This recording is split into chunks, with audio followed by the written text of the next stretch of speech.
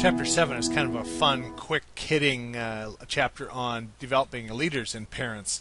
And the thing that I think you'll enjoy, that I enjoyed teaching about it, was that it really also has some things that apply to us as leaders.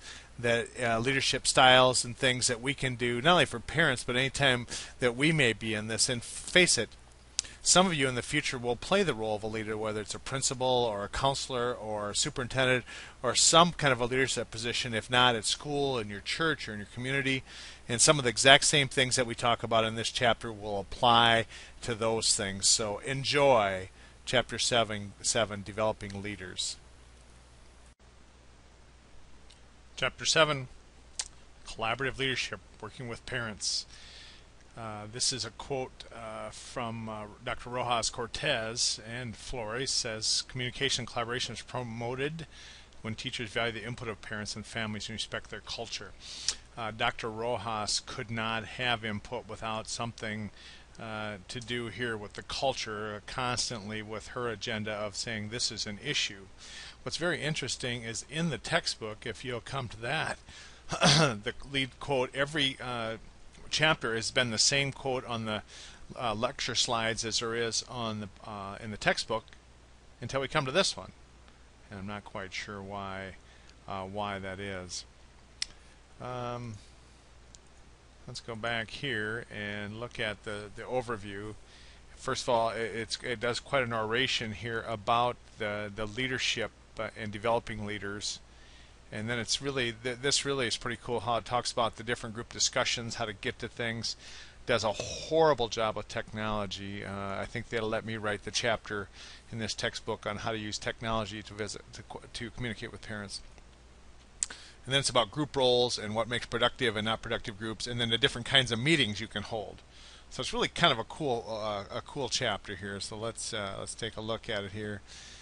Ranges from non-professional parents with little training to trained professionals, all as parents. And I would say I represent in that group also. That can you imagine you're working with a family that my wife is a politician and I'm a professor in the College of Education. Sometimes if I would be a teacher there, I would think that would be your worst nightmare as a family. I hope not, but it could be. Parents as leaders can encourage involvement. Structure of a parent education meeting will vary depending on its leadership, and that's what you hope to have good parents step forward to be your leaders. Note that many families' parents are not the only family members involved, and this is especially Dr. Rojas Cortez's world. Many cultures will have extended family elders and stuff that will take that role. So let's step out to the textbook a little bit before we go into the needs assessment and the different parts here. Again, here is describe those types of leaderships: collaborative leadership, cite research, plan and develop needs assessment, organize and format a meeting. These are on the wiki site also for this week. All right. So it starts talking about what is these collaborative skills, leadership skills, and I highlight a few things, whether it be homeschool or in a wide arena of the community. Information on group leadership and process is very useful. And one of the things that I would like you to do, start right here in the notes, is would you come in here and right here start, we're going to make this point number 1, is tell me what does, when we use the word leadership, we throw that word around a lot. Would you just give me a definition of what you think the word leadership means? It's just such a buzzword, and we all talk about being leaders and leadership, but what exactly is that? What does that mean to you? Okay, so that's your number 1 thing. So let me come back to the text. Talk about developing leadership skills, and it gives you quite a thing here. Professionals and classroom teachers who can support and motivate the group can accomplish the goals of the group without undermining the responsibilities and participants.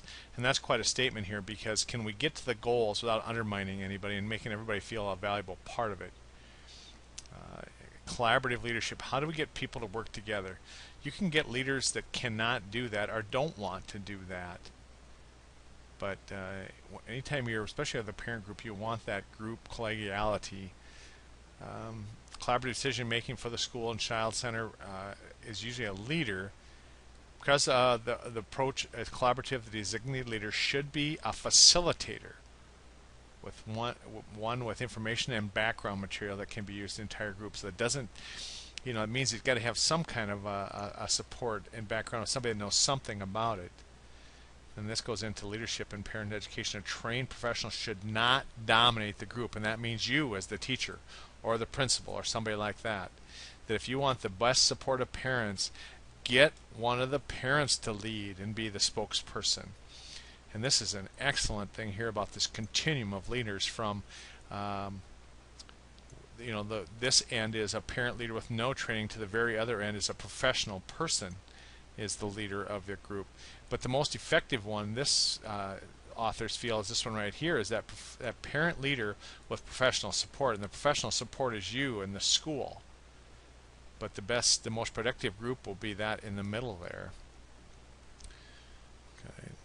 And then it's a description of meetings and illustrate each types include the following. And then structured meeting with no goals, meetings led by lay leaders who get comments, solve problems. But it takes you through the steps of different kinds of meetings here. And that's very helpful, 6 different things. The aims of traditional things like that. Mutual collaboration, others and stuff like that. Okay, so that's the first whole thing is about meetings.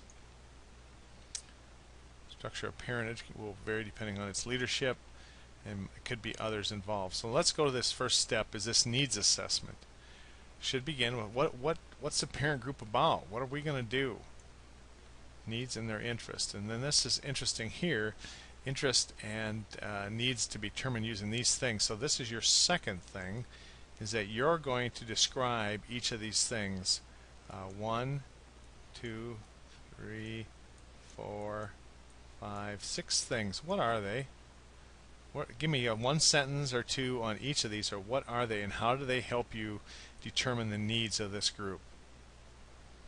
And let me show you where that is in the textbook.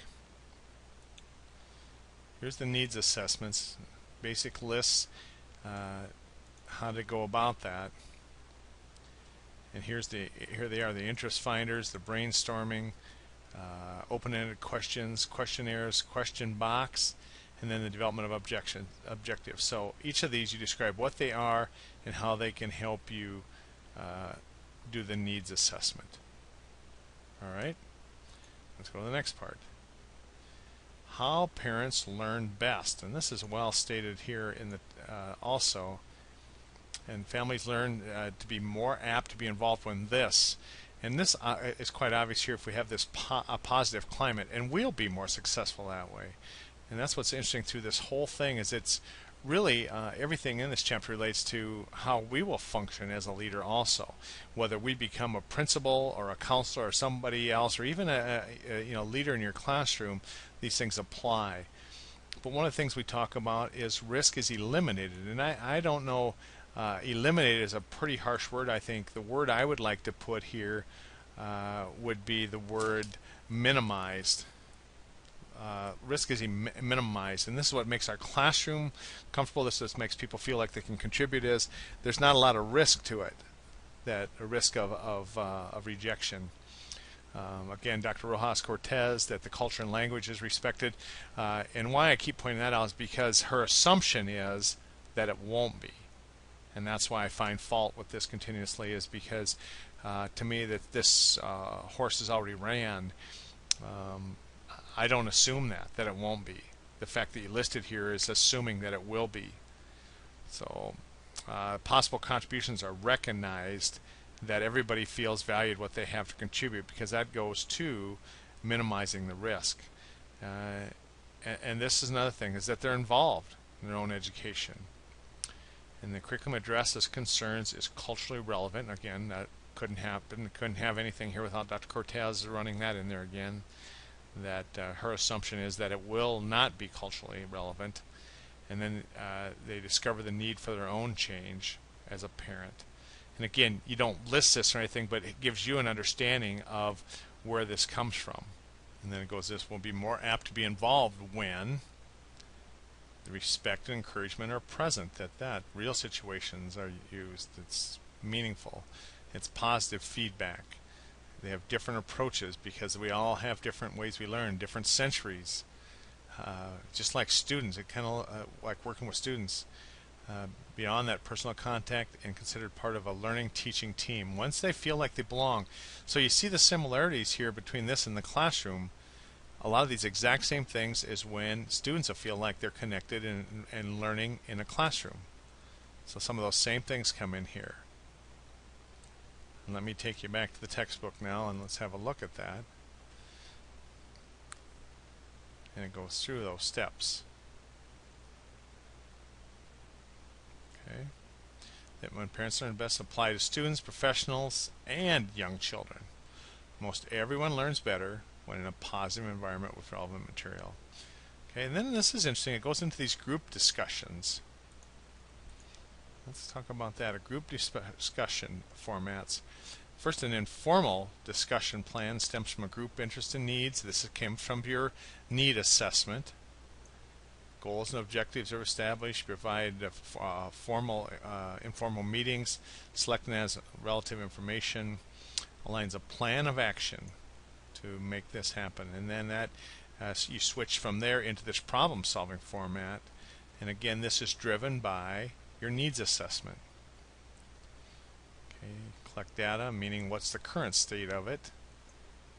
Analyze the problem. This is just good problem solving. Conclusion and this summary, and then those actions. Okay, so let's go back to the textbook and take a peek at that. And there's the group discussions. Talks about the informal group meetings. Those things. And then here's the problem solving format. Now, here's what I want you to do. And this is, again, this is our number 3. Is you're going to give one sentence, and you see some of these are more in depth than others here, but just one sentence from each of these.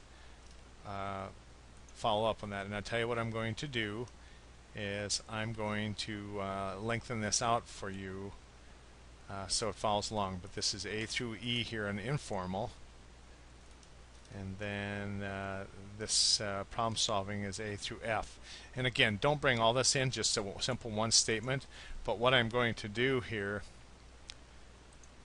I'm going to make this a little easier to use, and that's this. I'm going to bring this down here to another page here. I'm going to insert another page. And I'm going to bring this down. So this will make it easier for you now, as you'll have one page like this and one page like this. But this will be our number 3 for this here. So there's one slide, and then you come to the next one, and here's your other slide, and that'll work better for you. So let me come back here before we go into technology that drives me crazy, and talk about this leadership training. And it goes into an array here of what this is about. Lay leaders benefit from having guidelines to follow, meaning lay leaders, remember, they're not the professionals but the parents, and that way people can participate more effectively, get involved easier. And this is interesting here, this table 7.1. And you're going to want to know this because there's a lot of questions about this on the test. So make sure you study this part of it or have this available. And these general qualifications of this lay leader are laid out here. You know, there's, let's see, clear through each person respected, listened to. But this thing about technology is interesting, is it lists the email and then websites. And you and I know, and you've done some of this in this class, but there's a ton of things to do other than just those things. In fact, to me, email is so rapidly leaving, and I want to do a unit on this at the end of more towards the end of the semester, on the different ways to communicate here, parent things. It just talks about websites, putting things up on websites, and that too is so 90-ish that Dr. Rojas Cortez has kind of missed the boat there. So how do we establish this positive atmosphere? First of all, let me tell you what she says about this.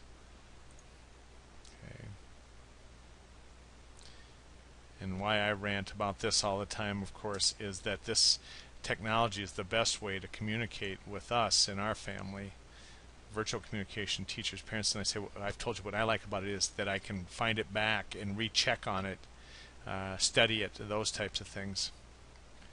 Flexible scheduling, meeting place, great places, things like that. Options include email and websites, yeah. So here's this positive atmosphere it talks about, like icebreakers. You're all familiar with icebreakers. Create that warm and accepting atmosphere. It just kind of gets things off. And then as a group, as a gathering, like after seeing, like, it gives you some ideas of these here. Okay? And what I'm going to ask you to do is come up with one. And this is your fourth one. What I'm going to ask you to do is you look on Google this and find an icebreaker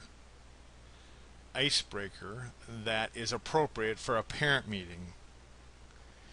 And it can include, can be any of this as the group is gathering, and you distinguish, is it as a group is gathering or is it after seating, because either one of these could play.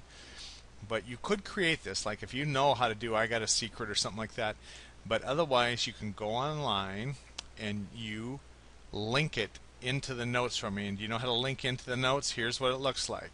So for example, a note should be on a document like this. You would do just like you do anything else. You block it, right mouse it. You should be able to go hyperlink and drop your URL right here and have it linked. Let me find a URL for you.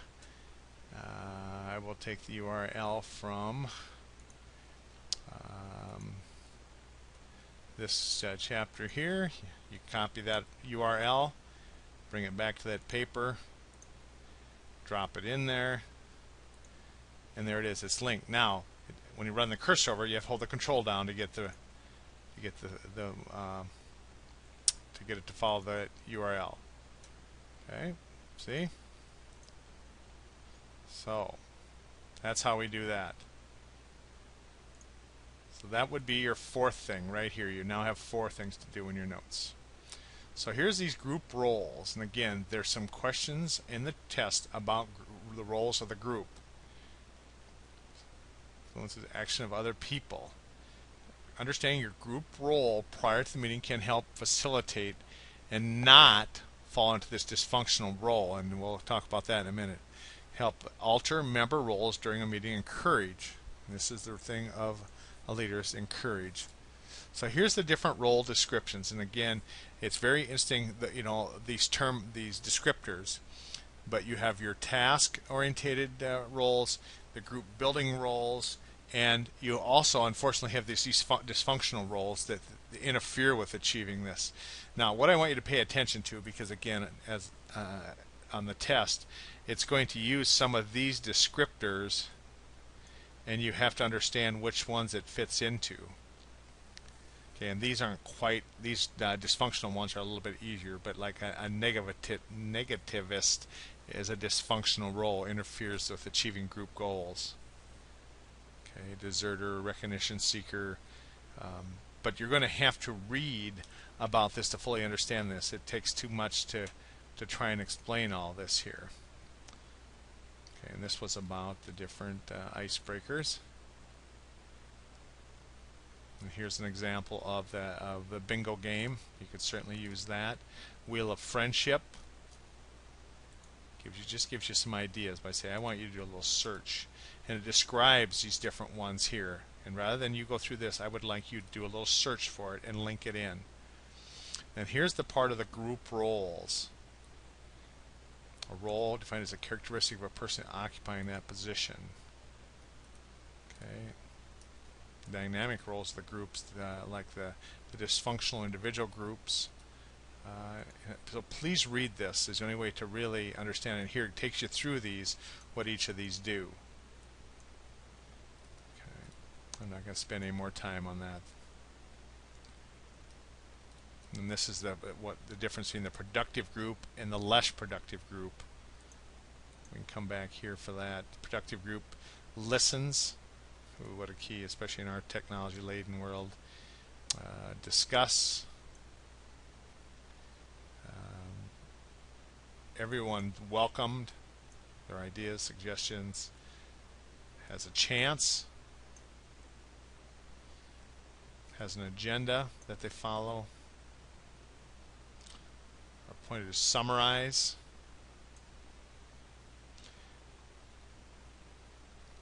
problem-solving steps, clear about group decisions, and committed to them.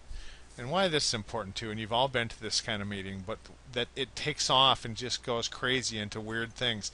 And a good facilitator in productive groups will bring them back, will redirect them back. And if you're less productive, they don't listen. Jump from one idea to another. That's what a good leader, I shouldn't say leader, the word I want to use here is a good facilitator. And that may, but it may not be you. Hopefully it's a parent. This is a hard one. Some people don't seem to count. You been at this meeting? I'm not sure what we're meeting about. And no one ever really summarizes what we all did to see if we got it. So now we go to this arrangement of meetings types, like pre-meeting arrangements, setup, meetings, procedures, those types of things.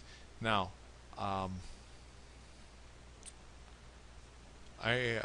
going to do the same here. This is our 5th thing in our notes, and I'm going to ask you to describe all of these. And again, I'm going to move this down so that in your notes it's easier to fill out. But each one of these, this was a new word for me. Colloquy. Let me see if we can get to that.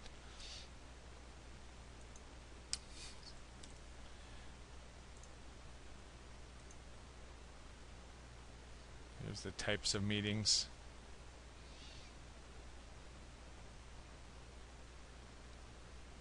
Arrangements for meetings. Talks about that. And there's a question on the test about the types of meetings here. Talks about the arrangement of the circle. This is interesting. Meeting evaluation. Exactly the participants viewed that, where you ask them to evaluate the meeting. So here is those types of meeting, from formal all the way down to the informal meeting, and in between here. And this is the one I was talking about here. Colloquy. Here, I have this up here. If you have this, it's called dictionary.com. You put that in there and you tell it to search. And what I like about it is it brings up, when it finds the word, it will actually pronounce it for you. Colloquy, or colloquies. Okay, colloquy. That's a new word to me, but it's kind of cool. It's kind of cool how they'll pronounce it for you in here. Okay, so a colloquy. Do you know what a colloquy is? Colloquy, a conversation or exchange or a dialogue. Okay, and how the textbook uses it, a colloquy is that it allows people to ask questions during the presentation. Here's the round table, but I'm going to ask you to give me a sentence about each of those. So for example, it goes here into this arrangements stuff. Let me just find one here, like the concentric circles. So here's what you do in your notes with concentric circles. You tell me what it is and when it's used, what it's for. Okay, so just make a statement about each of these things here, including the colloquies. Yeah? You like that word? I like saying it. Colloquies. Colloquy, yeah.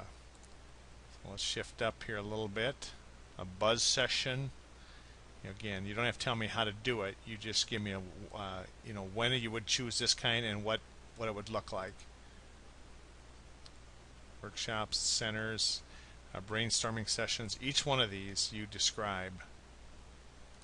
Okay. Observations and field trips. Some of these are pretty self-explanatory, but still, I want you to go through them. This dyad or triad interaction feedback. Each one of these, and some of these that you're familiar with, some you're not. But at the end of this, I hope you do a dramatization, which should be very interesting, or short plays. things like that. Here's the panels, debates. Here it is, the colloquy. Informed expert panel where members of the audience are encouraged by the chairperson to interject questions or comments during the presentation. So you're giving them questions. You're asking this group questions during their presentation. And so that's what each of these I want you to be able to distinguish, so that someone else could read this and be able to distinguish between these different things. This is our number 5. Okay. Now let me see if we're to where we need here.